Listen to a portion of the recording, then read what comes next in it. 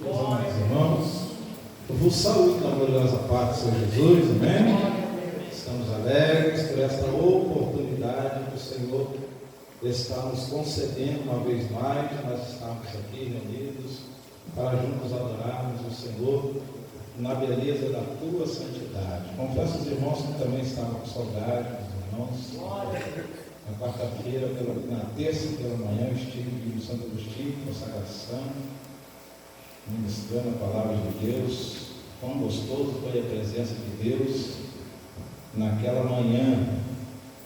E quinta-feira eu fui impedido pelo Espírito de Deus de chegar aqui, mas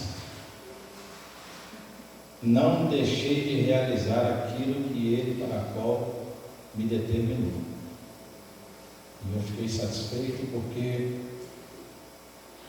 eu pude ter sido canal de Deus na quinta-feira, já arrumado, pronto para mim vir para cá. Mas nós temos que ouvir a voz do Espírito Santo de Deus. Deus me segurou mais 5 minutinhos antes de eu sair, aonde uma tragédia ia acontecer. E a pessoa veio até a minha porta, e eu de terno, gravata, preparado para vir para a igreja aqui, tive que ir lá. E o nome do Senhor Jesus foi glorificado. Meus amados irmãos, eu quero vos trazer uma palavra aqui nesta noite.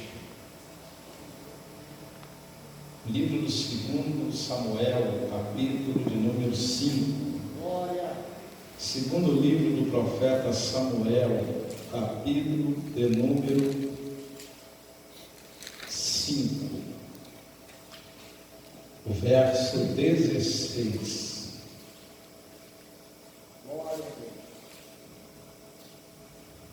Adoramos Jesus, aleluia.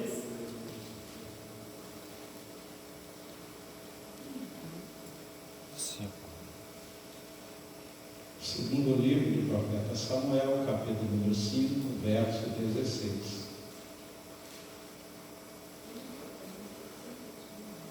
Amém?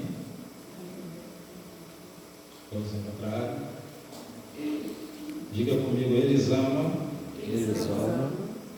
e Eliada, e Elifelete. Diga comigo: Elisama significa Deus ouve. Significa Deus ouve.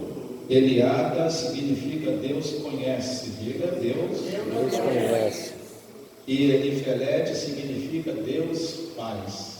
Deus faz. Então Deus ouve, Deus conhece e Deus faz, e você senta dando glória a Deus. Meus amados irmãos, já sinto Deus aqui, irmão. Só de chegar nessa casa, eu já sinto a poderosa presença de Deus. Eu estava hoje para dirigir o culto, conforme o pastor Paulinho falou, determinou. E eu estava ali ensaiando os irmãos, e quando acabou o ensaio, a mulher falou: não, você vai trazer a mensagem. Eu não tenho mensagem, vou deixar Deus me usar aqui, já encerrei a Bíblia, tá, irmãos? Tá bom? Meus amados irmãos, Deus vai falar aqui hoje, pastor Pastor. É interessante quando nós entendemos que a nossa vida é um projeto de Deus aqui na terra, e nós somos gratos a Deus pelo resgate que Ele fez em nossa vida, pelo tratado que Ele fez com cada um de nós. Entendemos que não foram nós que escolhemos, mas foi Ele que nos escolheu. E diz a Bíblia que Ele também nos nomeou, para que nós fôssemos e dessemos fruto. Os irmãos entendam que chegou um período em que Israel, ele está olhando outras nações, e eles estão observando que as outras nações, umas maiores, outras menores, mas todas elas tinham um rei. E eles então começaram a falar com Deus, em certo momento, pedindo que Deus desse para a nação de Israel também um rei. E os irmãos entendem que aquilo que a gente pede, Deus, achando o momento oportuno, Ele vai nos dar. E agora está acontecendo numa fazenda uma situação em que um fazendeiro, ele perde alguma das suas jumentas, e as suas jumentas estão perdidas, e os seus empregados já rodaram pela redondeza e não acharam. Agora ele vai pegar alguns dos seus empregados e vai chamar o seu filho por nome Saul, e vai fazer com que Saul saia à procura das jumentas do seu pai que tinha se perdido. Saul agora está passando um dia, 2 dias, 3 dias e não encontra as jumentas, mas ele tem um encontro com o sacerdote Samuel, aonde vai receber uma ordem da parte de Deus para que viesse pegar a Saul e derramar sobre Saul uma unção. Está ungindo a Saul, e quando Saul está voltando agora, sem encontrar as jumentas, mas agora já ungido, já separado para ser o capitão da nação de Israel, quando alguém está olhando, e o texto vai dizer que é o tio de Saul que está olhando, e vendo Saul voltando, mas não encontrando as jumentas, mas já ungido, diferente do que ele foi, está no meio do arraial dos profetas, profetizando junto com os profetas, aonde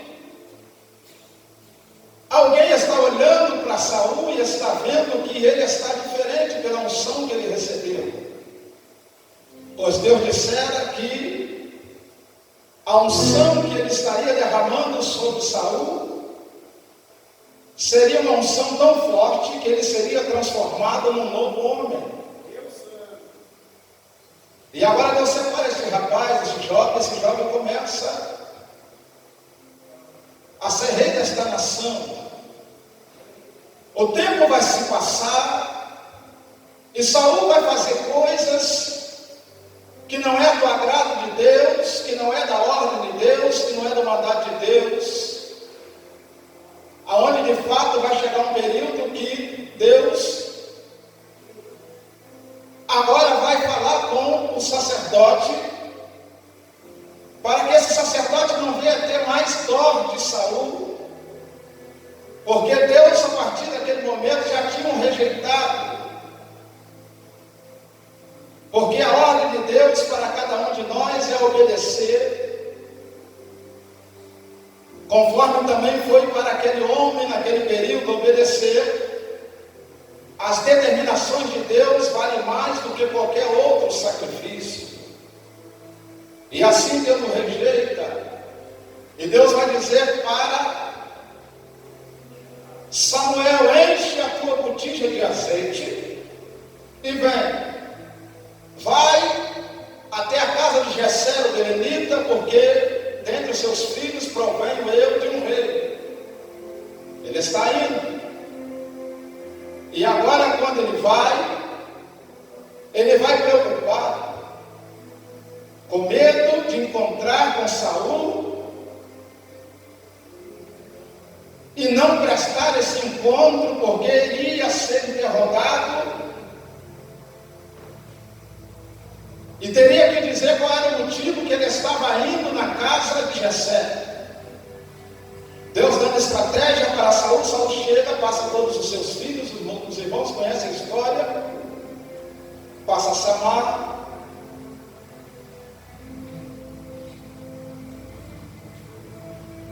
passa Eliabe. Aquele Aquele homem olhando com a botija na mão disse: certamente está diante de mim o rei. O Senhor disse: não é ele, porque eu não tenho a mesma ótica que o homem olha para a aparência, mas eu contemplo o coração. Passou-se todos os seus filhos, e Deus dá uma ordem ao sacerdote Samuel dentro da casa de Saul, com a botija cheia de azeite, e disse: ninguém senta na mesa, porque eu fiz uma pergunta perguntando a Jessé se porventura acabou todos os seus filhos, e ele disse que ainda falta um menor. E Deus disse: então vai buscar o menor da casa, e enquanto ele não chegar, ninguém senta na mesa. Aleluia! Eu quero dizer para os irmãos que tem períodos em nossa vida em que Deus ele prepara o ambiente para derramar a unção. Mas Deus, ele sabe a hora certa e na pessoa certa que ele vai determinar que esta unção seja derramada. Eu quero dizer para os irmãos nesta noite aqui que a unção do Senhor vai atingir a sua vida nesta noite. E o nome dele vai ser glorificado, e nós vamos juntos adorar ao Senhor por esta unção derramada neste lugar. O texto está aí. Davi é ungido ainda na sua adolescência. Vai se passar um período de um tempo em que Deus está tratando os projetos, preparando tudo para que viesse colocar Davi nesse trono. Mas Davi está sendo forjado, preparado. Mesmo com a unção, ele não deixa de voltar para o campo, para trabalhar, cuidar das ovelhas. Ele vai enfrentar urso, ele vai enfrentar leão, ele vai ter experiências com Deus, ele vai vencer Golias, porque já tinha a unção do Senhor derramada sobre a sua vida. É importante entender que tem gente que quer guerrear, pastor Janai, com as armas da sua própria milícia. E a Bíblia diz que as nossas armas, elas não são e não devem ser carnais, mas são espirituais, poderosas em Deus, para destruições de fortaleza. Eu quero dizer que quando o adversário ele vem contra nós com espada, com lança, com escudo, nós vamos a ele no nome do Senhor dos Exércitos, a quem ele tem afrontado. Quero dizer para os irmãos que há poder no nome de Jesus, e quando nós usamos esse nome na guerra, a vitória é certa. Deus não vai passando, Davi vai ter experiência mesmo no campo, cuidando das ovelhas do seu pai. Entenda que eu não vim nessa noite para pregar, mas me separaram para pregar, então eu vou dar lugar nessa noite aqui. Nós vamos sair daqui meia-noite, não tem problema, Deus vai falar nesse lugar. O texto está correndo, está chegando o período em que os irmãos vão observar que quando a pessoa é rejeitada mesmo. E Deus está tirando Saul do cenário e preparando Davi. Aí vem o ciúme, as perseguições, mesmo este jovem já estando inserido na família, já casado com Mical, filha deste homem rei. Agora, entenda que o texto está correndo. Davi já faz parte da família de Saul. Davi faz uma amizade com Jonatas, que é filho, e agora o negócio está ficando gostoso, porque tem uns que é contra, mas tem outros que é a favor. Tem uns que observam que Deus é na vida de Davi, e observa que Deus já não é mais na vida de Saul. Entenda que tem um tempo que Deus está querendo usar certo tipo de pessoas. Aí as pessoas ficam correndo de chamado, pessoas ficam querendo escolher ocasiões para ser usado por Deus. Pensa-se que Deus vai ficar te paparicando, não vai, ele vai usar outro vaso. Ainda que ele vai na sarjeta e pega alguém, ainda que ele vai debaixo do viaduto, ele pega alguém, mas a obra que ele tem que fazer, ele fará, porque ele é Deus e ele faz aquilo que lhe apraz. O texto está correndo, Davi está se amadurecendo também. Agora, ele está sendo convocado para assumir assumir o trono. Davi está para assumir o trono. Este mesmo capítulo 5 de 2 Samuel vai dizer que Davi assume o trono, pastor Yanai. Com 30 anos de idade, ele está assumindo o trono, com 30 anos de idade, e ele começa a dizer o capítulo 5 que durante 40 anos, Davi vai reinar. 7 anos e 6 meses, ele vai reinar em Hebrom, e 33 anos, ele vai reinar em Jerusalém. Agora, presta bem atenção aqui. O que Davi está dizendo nesses 3 nomes: Elisama, Eliade e Elifelete. Deus ouve, Deus conhece e Deus faz. É sabido de nós outros que nós conhecemos por parte o Deus que nós servimos. Mas o profeta Oséias nos dá uma receita muito boa no capítulo 6, no verso 3. Conheçamos e devemos prosseguir em conhecer o Senhor, porque tem gente que conhece em parte, outros em meia parte, outros pouco, outros conhecem um pouco mais. É da medida que você se interessa a se conhecer, você também será conhecido de alguém. Quer conhecer muito do pastor Yanai? Passa a andar muito com o pastor Yanai. Daqui a pouco você vai saber que tipo de alimento ele gosta, que tipo de bebida ele gosta, que tipo de lugares ele gosta de frequentar, por causa da convivência.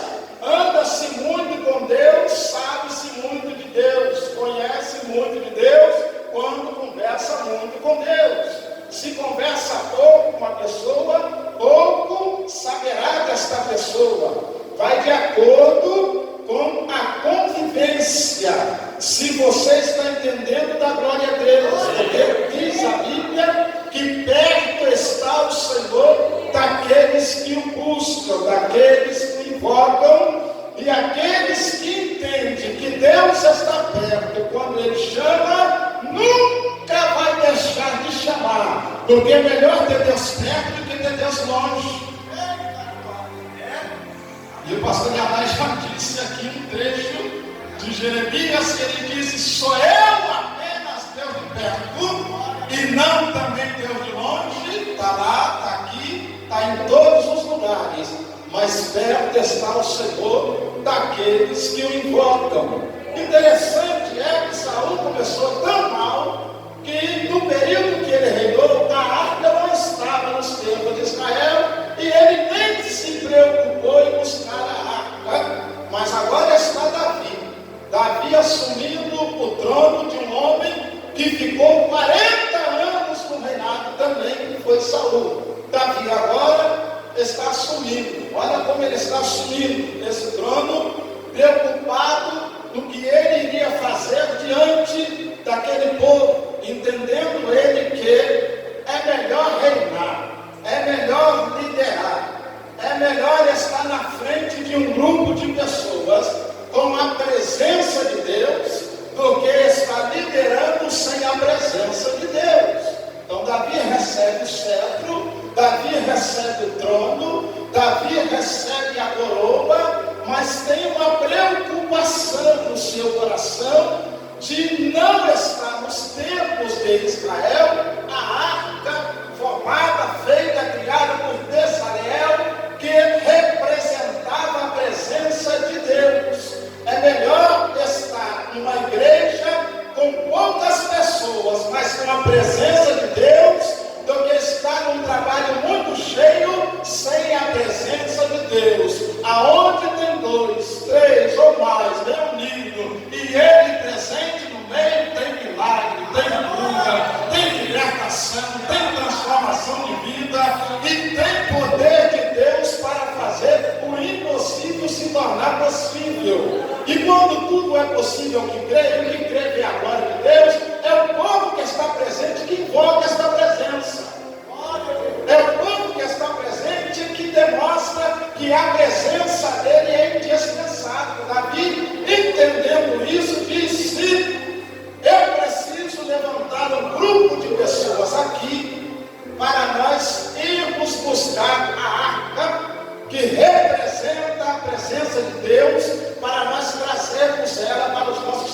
para o nosso meio. Quer ver culto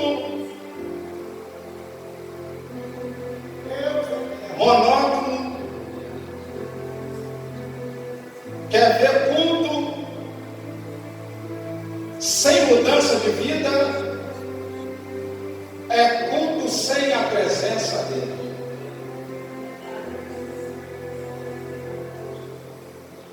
A oratória pode ser muito boa, a mensagem pode ser profunda, como alguns dizem por aí, mas se não tiver Deus no negócio, é a mesma coisa que nada.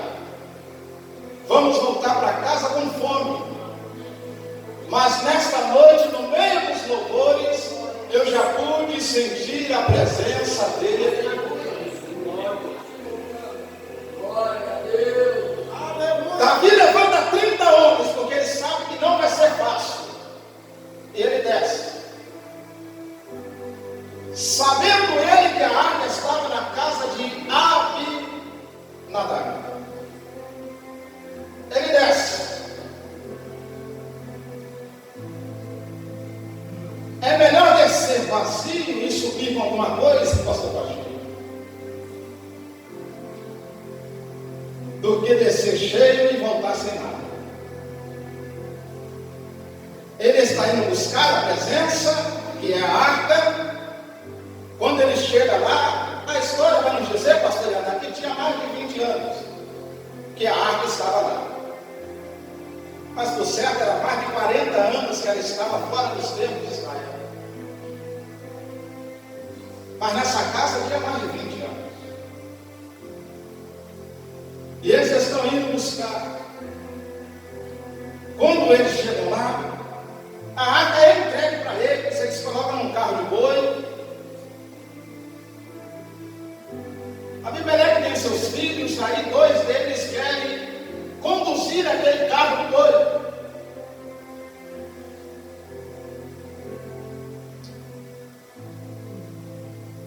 Diz que Uzá e Aio começa junto com aqueles 30 homens que o rei Davi subir. E a arca está vindo no carro de boi.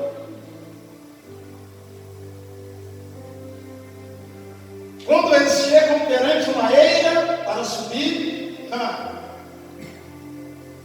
os bois começam a sentir o peso da responsabilidade. Aquela roda da carroça começa a patinar em meio àqueles pedregais. E a arca faz com que ela vai cair daquela carroça. E quando ela está quase caindo, Uzá estende a sua mão para segurar aquela arca, aquele caixote que representava a presença de Deus, quando na mesma hora Deus abre uma rotura naquele jovem e mata aquele jovem na hora.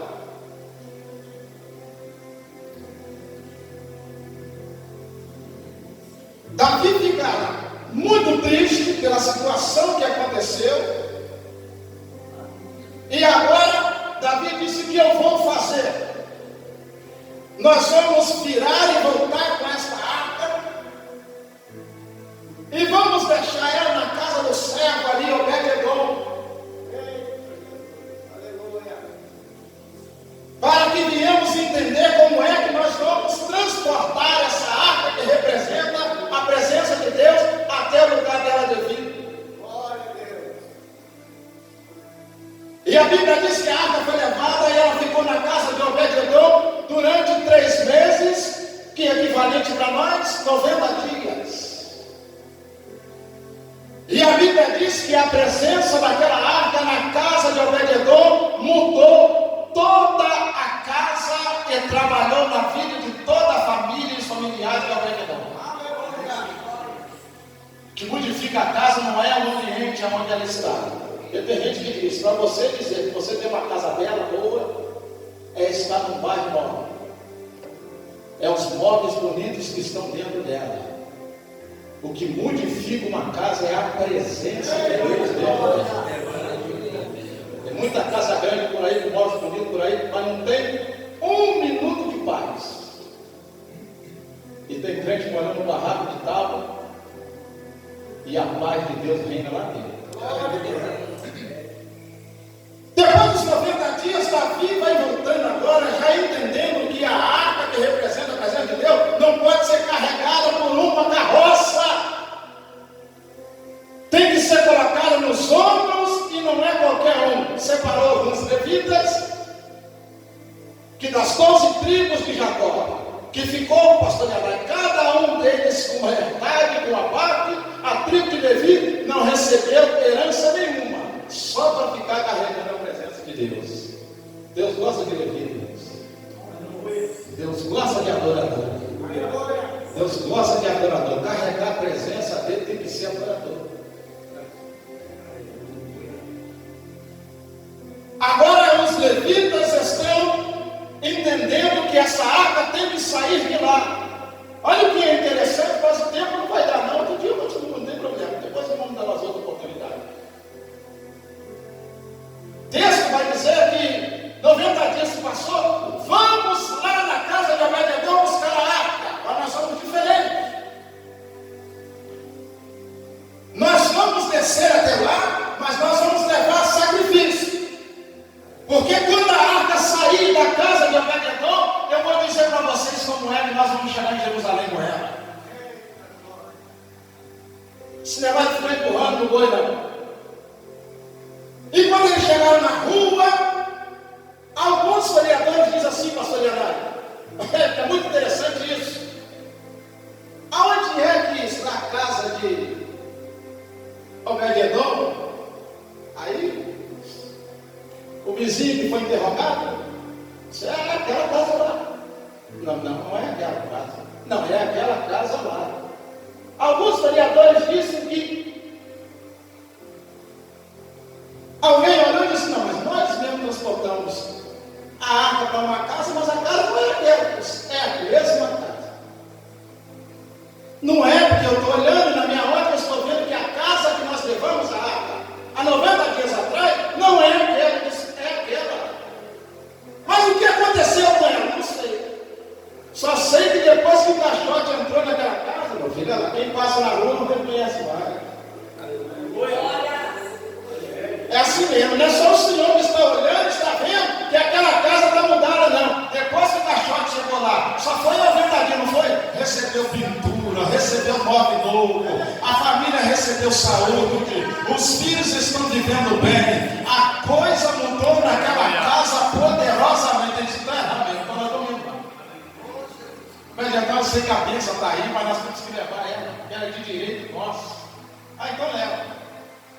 Aí quando pegou o caixote, Davi disse, não pensa vocês que vai sair um monte de homem andando atrás de uma carroça e um caixote indo. O que eu quero que aconteça da casa de Obed-edom até lá em cima, em Jerusalém, no Monte Sião, aonde vai ficar a arca, é a cada 6 passos que nós demos, nós vamos parar e sacrificar. Olha que mistério.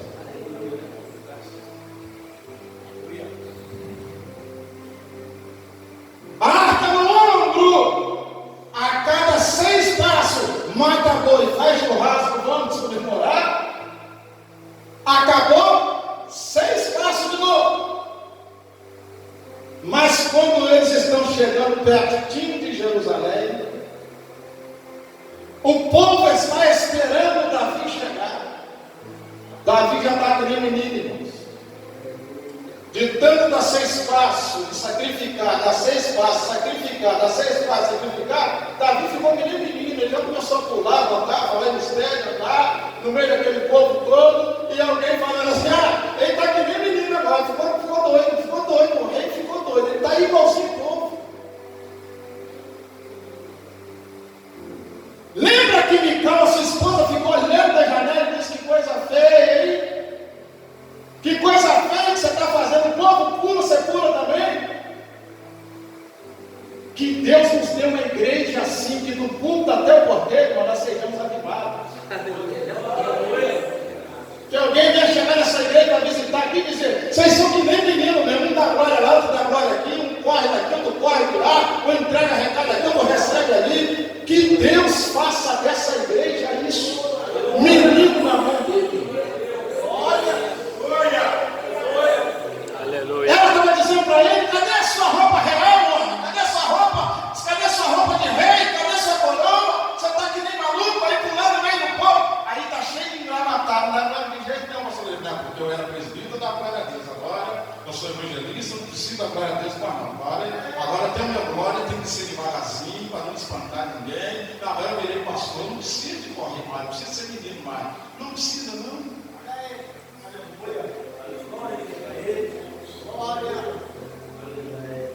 Tal igreja, tal pastor, tal liderado.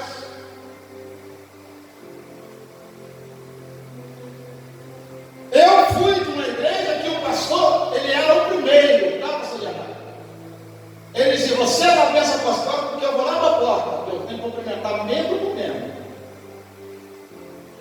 Aí no outro domingo era a mesma coisa, dizia você, o outro pastor da bênção apostólica, porque eu vou lá para a porta, que eu vou pegar na mão de membro do membro. Era as criancinhas, todo mundo tinha que passar por ele, pegar na mão dele, para ele dar a paz do Senhor, dar a bênção para a pessoa ir embora.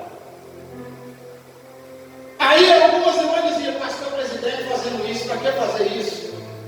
Ele disse, vai ensinar vocês, quando vocês estiverem na congregação dirigindo, vocês serem igual eu, menino, vai lá para a porta, pega na mão de todo mundo, olha,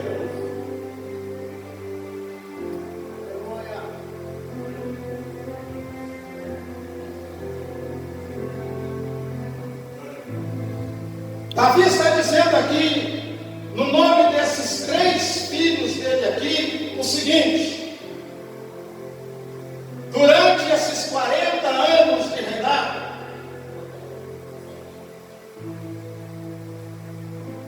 eu quero tirar 3 nomes de filhos meus para fazer uma homenagem ao meu Deus. Porque durante 40 anos de reinado, ele nunca deixou de me ouvir.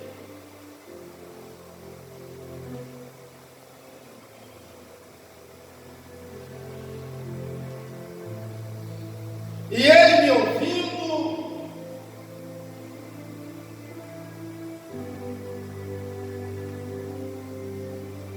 ele nunca deixou de fazer na minha vida aquilo que eu lhe pedi que fizesse.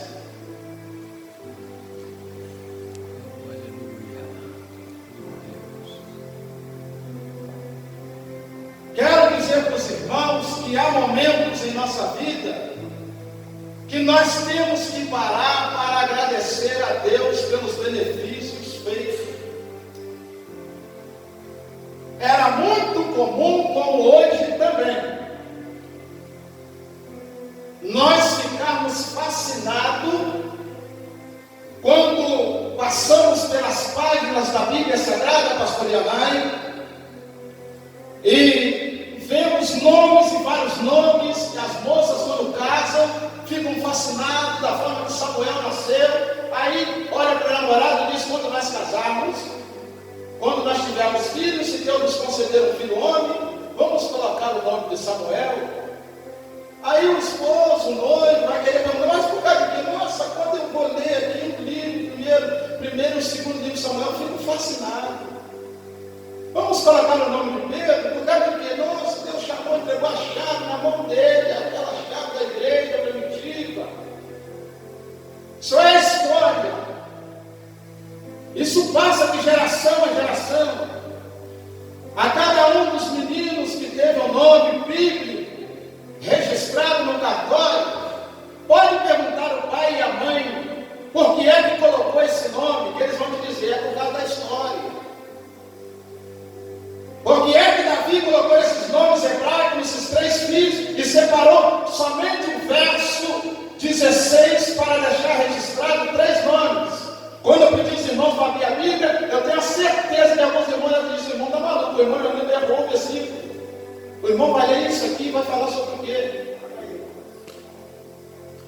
É coisas que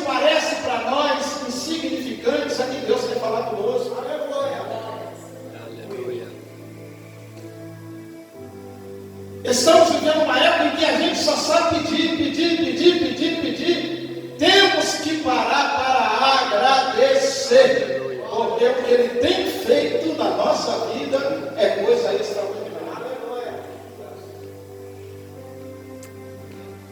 Mical dizia: você está bailando, está dançando, está fazendo. Ele disse: eu estou, porque a arca que representava a presença de Deus estava lá fora. Agora ela está conosco aqui dentro.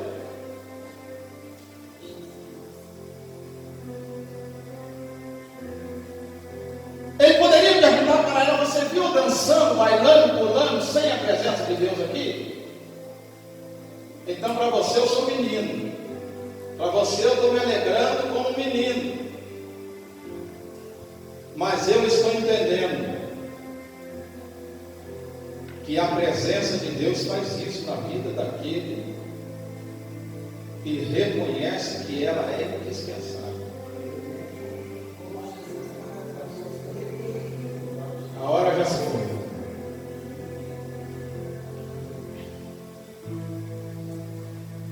Receber poder de Deus é privilégio da igreja dos últimos dias.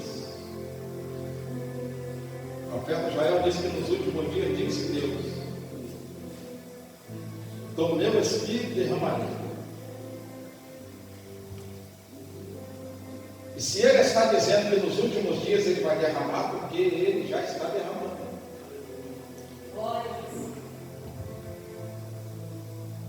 Permissão do nosso pastor, não pode, pastor? A igreja pode se colocar de pé.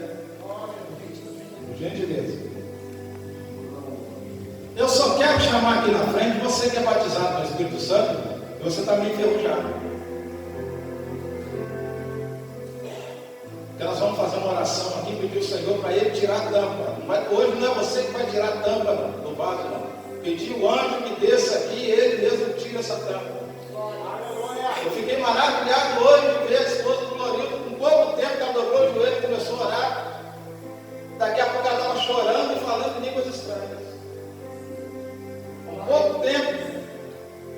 Talvez o senhor não reparou que o senhor estava aqui atrás, eu fui lá. Nós terminamos aqui, o senhor começou a cantar, eu levantei, quando eu passei perto dela, eu senti Deus. Ela estava tão ligada que ela estava chorando, falando em línguas estranhas, dando lugar para o Espírito Santo. E eu disse: bota a gente na igreja. Ela não está preocupada com a multidão, preocupada. Ela está derramando a alma dela na presença daquele que pode trazer para ela aquilo que ela está pedindo. Eu fiquei maravilhado, filmando, eu falei isso para ele dentro do carro. Eu gostei de ver hoje. Eu ganhei a minha escola dominical hoje quando eu vi essa mulher lá atrás. Ela sentou lá atrás, ela dobrou o joelho, é o particular dela, por Deus, daqui a pouco ela começou. Eu estou expondo aqui, mano, porque foi coisa linda que eu vi. Glória a Deus. Glória a Deus. Aleluia. E nós precisamos ter essa sensibilidade do Espírito Santo. Parar de ficar conversando muito no culto com o irmão e começar a conversar mais com Deus. Tem coisas grandes para fazer dentro dessa casa. Glória a Deus. Tem alguém que quer vir aqui na frente, irmãos, que precisa ser renovado, restaurado? Tem alguém que entende que é batizado pelo Espírito Santo, mas demora para entrar nos querer de Deus para que Deus venha fazer coisas grandes? Aleluia! Você que é batizado pelo Espírito Santo, você não consegue ler a Bíblia. Você dobra o seu joelho e você não consegue orar como antigamente. É você que eu quero que venha aqui na frente. Deus falou que tem porque tem. Glória a Deus. Aleluia. Aos jovens da igreja, a Bíblia diz que o jovem ele é forte quando ele entende que a palavra de Deus está dentro dele. Por causa desta palavra, já venceu o maligno. Deus aleluia. Mas desta palavra. Te adoramos, Jesus. Aleluia. Glória a Deus. Deus está aqui. Você que já está cheio de azeite, vem na mão para cá. Eu também estou precisando. Glória a Deus. Aleluia. Eu reconheço que eu era maravilhoso, eu estou muito pouco.